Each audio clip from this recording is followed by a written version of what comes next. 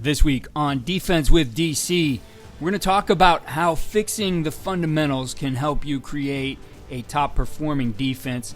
We'll talk a little bit about the red zone, and of course, we'll have our option tips, which include limiting what the offense can do. And joining me to discuss all of this is defensive coordinator for USFL Michigan Panthers, Dan Carroll. Dan, great to have you back for another week. Great to be back, Keith. It's a great week of football. Always, always. So I got some stats I want to share with you here, Coach. And we have a defense that's just doing an incredible job this year. And so here's their stat line and ranking. They're number one scoring defense at 8 points per game. Number one in passing efficiency defense. Number two in red zone defense. Number three in rushing defense, holding teams to 67.2 yards per game, 2.33 yards per rush. Number three in total defense at 227.8 yards per game. They're number four on fourth down defense, stopped 7 of 8 attempts. Number six on first down defense, only 74 allowed over the course of the season so far. Number six on third down defense. The offense is only converting at a .264 clip. Number six on turnovers gained, 14 of them. Number seven on interceptions, 9 of them. Number 9 on passing yards allowed, only 167 per game. Number 12 in sacks, 3.5 per game. And number 17 tackles for loss, 7.2 yards per game. So looking at that stat line saying, wow, this defense is really performing. And I'll tell you, it's not Alabama. It's not Ohio State. It's not Georgia. A number of other teams we probably could list in there. The team that's performing that way this year is it's the Illini defense at Illinois, doing an incredible job. Yeah, I mean, they really are. If you go watch them, there is just a level of execution of fundamentals to their game that it just jumps out at you. I can remember a few years back before Brett Bielema became the head coach, having some crossover film with their defense. And you looked at some of their players and just the way they played defense, and it didn't scream anything to you that was like a real Big Ten defense and a Big Ten team that was going to be competitive in the league. And, you know, you fast forward a couple of years, I think this is just Coach Bielema and Ryan Walters, their second year there. And you know, before I even go into the defense, to get all that, it takes a concerted team effort. I think that you got to understand how team football works to understand to be the number one scoring defense and, you know, number one pass efficiency and 3 in rushing. Those are things that take a true team effort to do that, and that's a commitment from the offensive side and special teams as well. So don't let that get lost in the numbers anywhere. But they have done such a good job. I think that if you talk to them as coaches, probably they would tell you from a roster standpoint and a recruiting standpoint, they're probably not where they're ready to be yet or where they want to be yet. But it takes time to develop players. It takes time to recruit and develop guys when you're not recruiting the top 300 players, and those things are going to take time. But what you can do immediately, what you can do now, right? You can fix the fundamentals and the execution of your team. I think that's so important. I mean, I've worked at places where it's been really hard to recruit, or, you know, you weren't getting the best players in your conference, or, you know, you were not even at UMass, we weren't even in a conference, right? So sometimes it's hard to recruit and get the guys in there. But the thing you can do now is you can execute at a high level, and you can be a very fundamentally sound football team. And I think when you watch Illinois, that you see just a level of fundamentals, especially from the D-line and from the secondary, just a level of fundamentals that has really increased their ability to have success. And, you know, I wouldn't say that I watch a ton of film where fundamentals really jump out at you. So it's showing up on the tape because it is something that just jumps out. And that's not something that usually jumps out, right? It usually jumps out as maybe some of the speed of the players or how well they tackle in space is something that usually pops on tape, or things like that you see and you're like, wow, that's different. But just the fundamentals of them.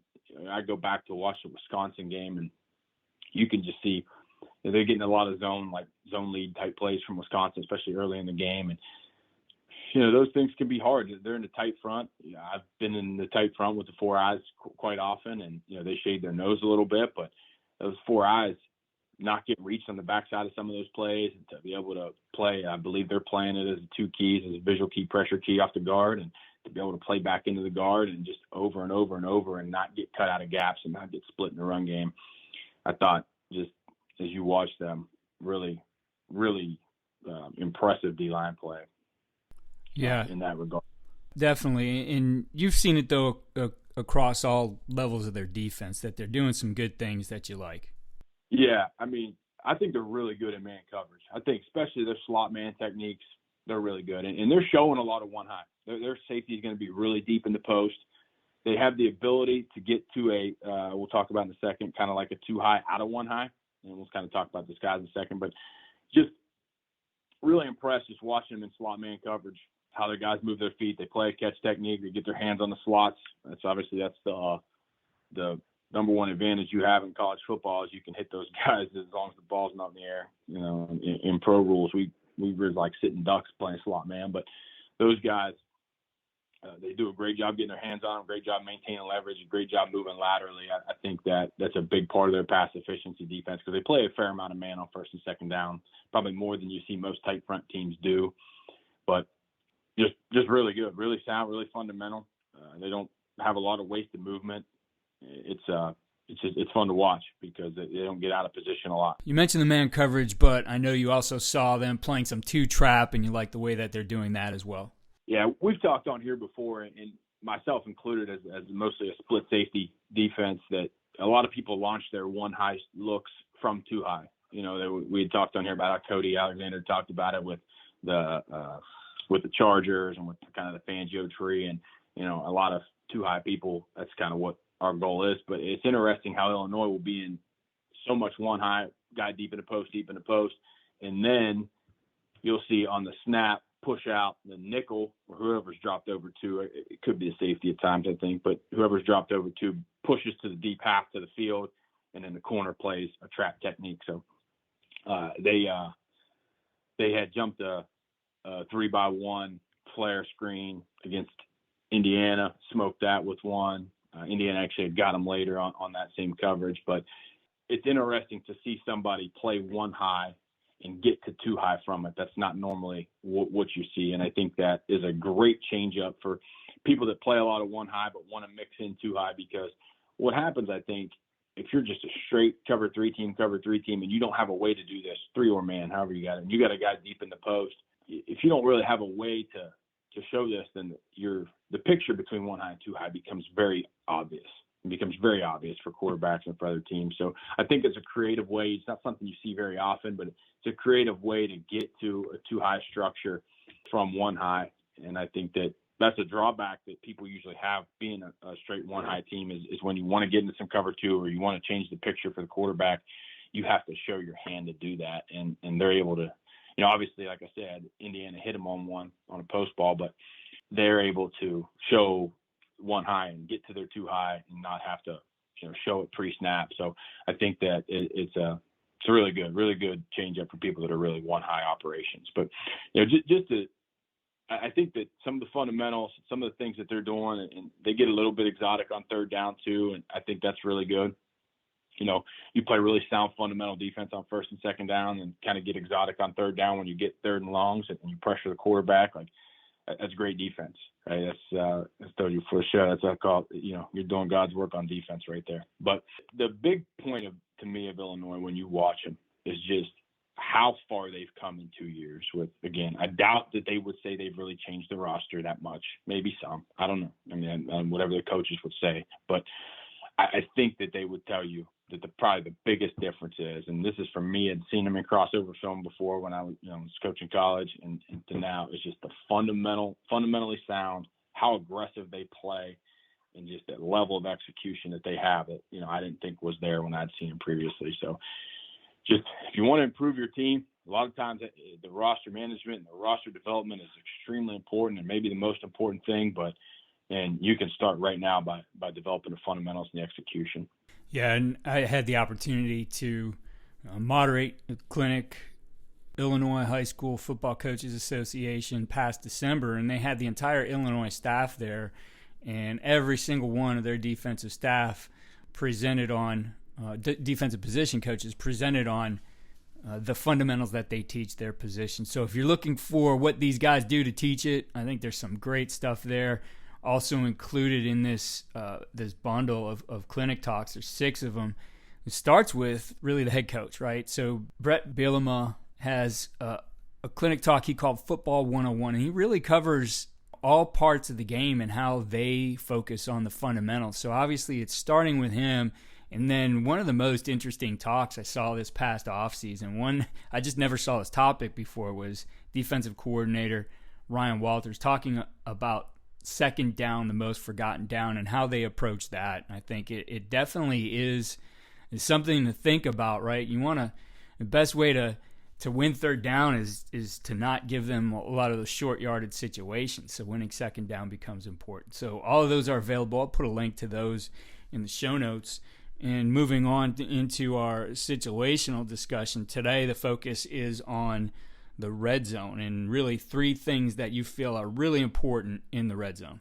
Simply put, the number one thing, don't let them run it in. I know it's easier said than done, but you got to build your red zone, especially, I really speak about low red more than anything. So I'm saying like 12 and in, and then at some point it becomes goal line when people want to get big, but, get 22 or whatever out there. But don't let them run it in. Whatever the structure you have that you can stop the run, that you can keep a zone play from running in, if they have some creative run that they're willing to run down there and risk a big loss or like reverse this, things like that, that's one thing. But if you just line up and just let them run a zone play in, man, you really want to be in whatever structure you can be in, whether you got to sell out and be in like a 6-2 or you got to be in a bear, like don't let them run it in, make them throw the ball in, and then how do we not let them run it? Like, got to have great edges, right? And when you set the edge, when you force the ball in the red zone, you've got to make a strong commitment and teach to getting to ball depth, whether it's pullers, whether it's a fullback, whether it's a tight end, you got to get the ball depth. And where this can sometimes be an issue is a lot of times what we'll have is for edge setters, when we get into like heavier fronts, we get into 6-2 fronts, or we get into bear fronts, some of those edge setters are safeties. And then, you start getting more tight ends in there. You get 2 or 3 tight ends in the game, and then inevitably one of those edge setters is going to be a corner. Sometimes out and you're able to get them out or whatever, but you get 22, you're able to sub in for an extra backer or however you do it. But there's going to be guys in situations in the low red in the run game that they're not normally in, and teaching them and getting them to understand how to set the edge at ball depth, how to make sure that the ball can't circle the defense. The yards down there are too valuable. So, if you're on first and second down and you got a guy that sets a pretty good edge and the ball bows around him and goes for 2 yards, all right, nobody's losing their mind over 2nd and 8. But when that happens on the 4-yard line and now it's 2nd and goal from the 2, right, now we're losing our mind. Right? How did that happen? Why do we let that happen? So I think it's extremely important to really coach those guys, those safeties and those corners that are going to be down in the run fit in situations that they're not normally in. Right, it's going to be extremely important to teach those guys how to set edges, how to do that, set those edges deep, and constrict running lanes. Because it really, there's too many times you see that stuff happen in the low red, and it's always on some secondary player who really probably has not in that situation very often. So keep in mind who you're putting in those situations. The second thing would be play the pass game inside out. Make the ball go to the pylon. Make the throws go to the pylon. I think that every one of us has seen a wide open fullback, a wide open tight end in the flat, and they can't get the ball completed. It's not as high a percentage throw as you think in the low red. So make the ball go to the sideline. Make it go to the sideline. Play the pass game inside out. However you do that, going back to Illinois, they were playing some they get down inside the 5, they're playing some drop 8, or really inside the 8.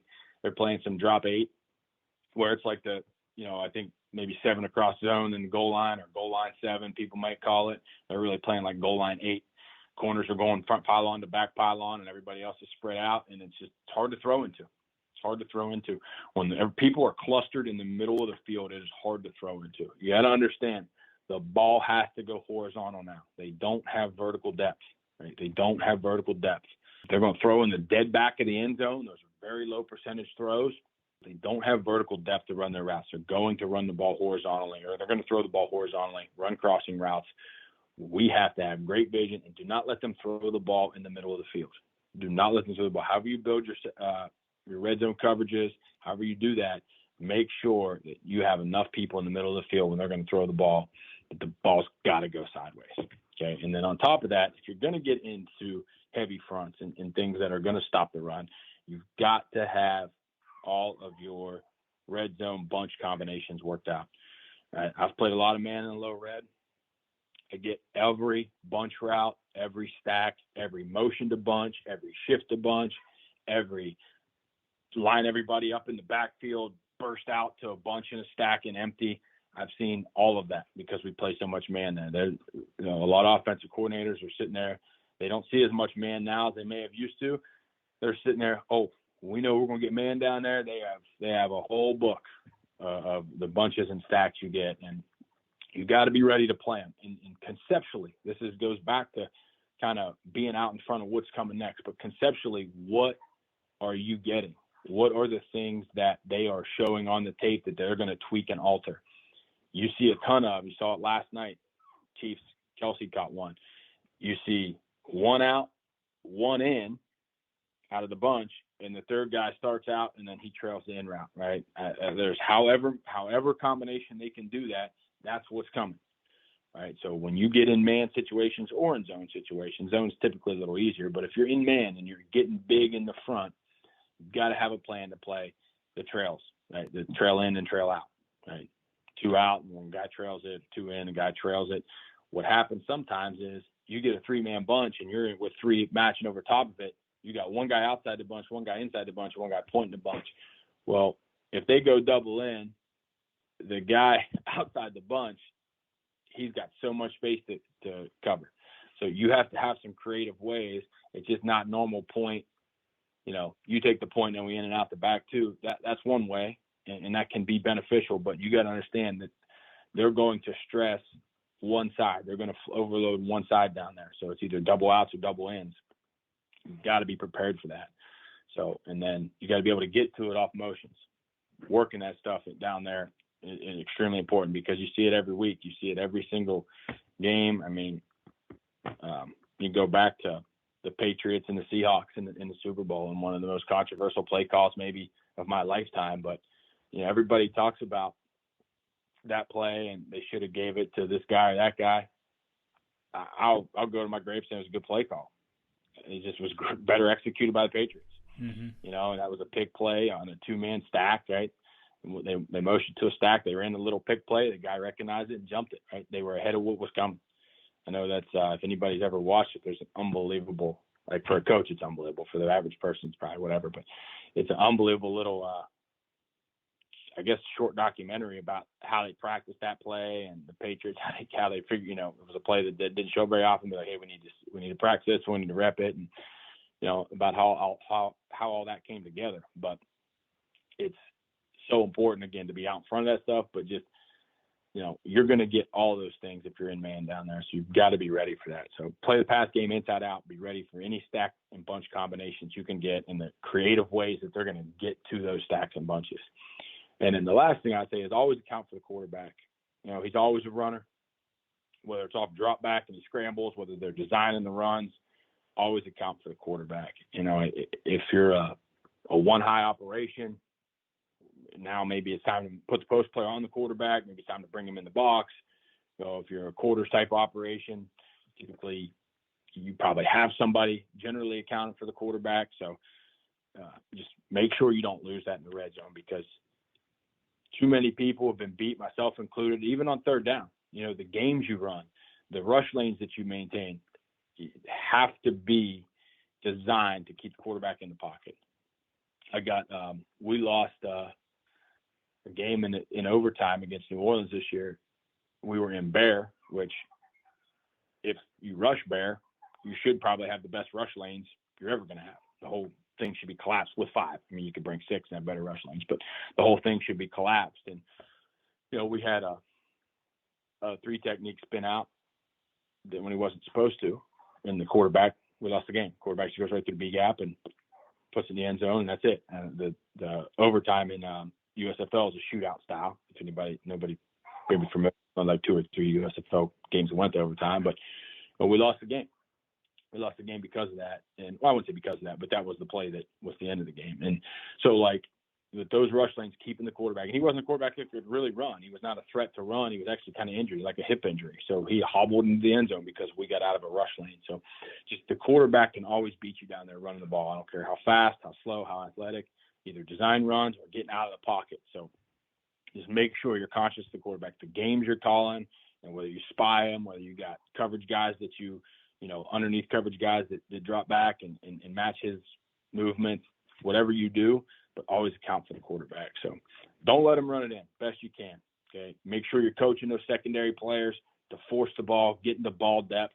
The next one, I would say, play the pass game inside out, and make the ball go to the pylons, front pylon, back pylon. Do not let them get easy ones in the middle. Okay, and then that goes back into working out all the bunches and stacks, and then always account for the quarterback as a drop back passer, as a Q run, design Q runs. And to me, you do those three things, you typically got a shot to play pretty good red zone defense. Well, I know you mentioned the Bear defense there, and that leads us into our option tips for the week. And I know that's one of the things you saw in some of the games this past week, or in one of the games this past week, someone playing Bear, and you like what that does and what it can do to help the defense. Tulsa played some Bear against Navy. I think that does a couple things to help you. I've been a part of playing some Bear here and there versus it. The first thing is it changes what the offense is willing to do. I think the ball, it limits their plays a little bit. The ball's going to go on the perimeter now. You're going to get their variations of load option. You're going to get rocket toss. You're going to get sweep plays. You might get some traps still, but not as many. Now, you're going to get your zone dive a little bit still with the fullback, but I think the big things it does is now it dictates a little bit where the ball is going to go. You don't see as much midline, just because there's not as much space. Midline to a 3 technique is great. Midline to a 3 technique with a 0, not as good. Okay, so they go back to a little more zone dive and just straight dive blocking.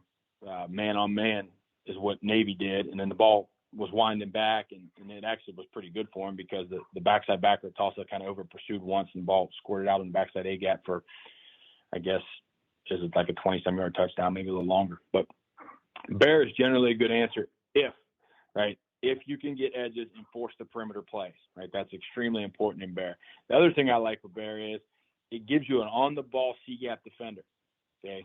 That makes the slot keys easier for the safeties. So if you're playing too high with it, on-the-ball C-gap defender makes the slot keys easier for the safeties.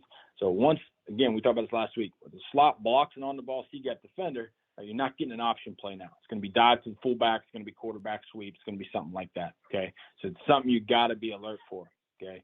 So you get in Bear, you get that on-the-ball C-gap defender. Right? Like 4-down gives that to you too, but Bear gives it to you. So those are two things I like about Bear. It limits the plays they're going to give you, and it gives you an on-the-ball C-gap defender to clean up the slot keys for the safety. The next thing I would say that you noticed in that game was just the speed that the slots of Navy were playing with versus speed of the safeties at Tulsa.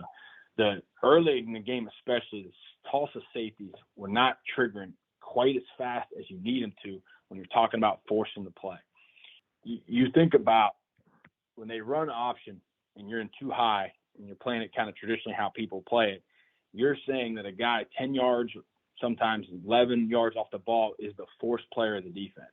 And he's got to trigger so fast and take such a perfect angle to not end up being a fading force that ends up outside the numbers or, on the sideline. So what happens, I think, is you get into practice, and obviously, as everybody understands, your scout team is not going to run the plays as fast or even close to as fast as Navy and Army and Air Force are going to run the plays. So you maybe get a false sense of security using those high safeties as force players, and the game shows up and it's not quite what you thought it was going to be based on practice. And I've been in that situation. It's a bad feeling. It's a bad feeling on the sideline, right? It takes a lot of in-game coaching. It takes a great communication from the press box. It takes a lot of in-game coaching to make sure that we're coaching really hard on the sideline to get the safeties pulling the trigger, pulling the pin, getting down, like slot arcs to them, getting vertical, getting down there, getting the edge set, and restricting the running lanes. Right? If you can constrict the lanes, then the backside safety and the backside pursuit that's coming over to actually get the pitch on the ground, right? Those guys have a shot. But when you can't do that, when you hesitate, when you're going at a wide angle to set the edge, the ball is going through there, right? And you're putting those guys in harm's way. The one thing about the option that you notice, whoever's supposed to tackle it ends up tackling it, usually. So if the backside safety is supposed to be the guy that's going to hit the ball in the alley, well, if you don't constrict the lane, he's still going to hit it. He's going to hit it for an 11-yard gain. If you do constrict it, he's got a good chance to hit it for a 2-yard gain. So it becomes how that force player is able to edge it up to get the backside guys to hit it, because that's what it is. Like, they're still going to be the person to hit it, because when the ball is going lateral and everybody's running lateral, there's usually not a ton of blocks getting beat. So we gotta understand that part and just make sure we're coaching so hard to get those guys triggering when you're too high. Like, you got to trigger and get edges set and constrict the lanes. And the last thing I'd say, in any defense, in any structure, any front structure, any coverage structure that you're playing against it, you always want a chase player on the backside. So when option plays go away, you want a backside player to check for any puller, but then when he goes to chase, he chases through the smoke of the slot that left, right? So the slot leaves, he wants to check any option coming back or anything quick, but chase through the smoke of the slot who left, because that gives you a chance to play any reverse.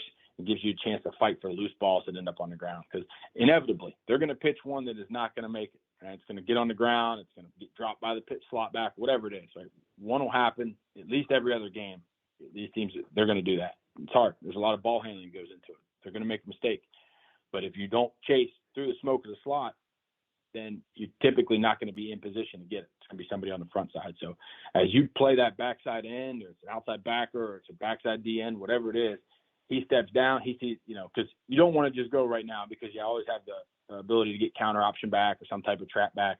So you check, none of that's coming. Now you're going to run through the smoke of the slot, right? Not just chase like through the dive or any of that. Like, run through the smoke of the slot that left you, because it puts you in position to fight for the loose balls. And like we talked about, the turnovers are so important. If you can get 2 or 3 of those, you got a chance. So the 3 things you learn from that game: Bears' great answer, limits the plays they can run, and it gives you a C-gap presence to cleans up the slot keys for safeties. Speed of the motions versus speed of your safeties playing. Got to make sure in practice we're emphasizing that and teaching those guys to understand that, look, it's going to be so much faster in the game. We got to trigger as fast as we possibly can. It takes great in-game coaching to make sure that the guys are getting better as the game goes.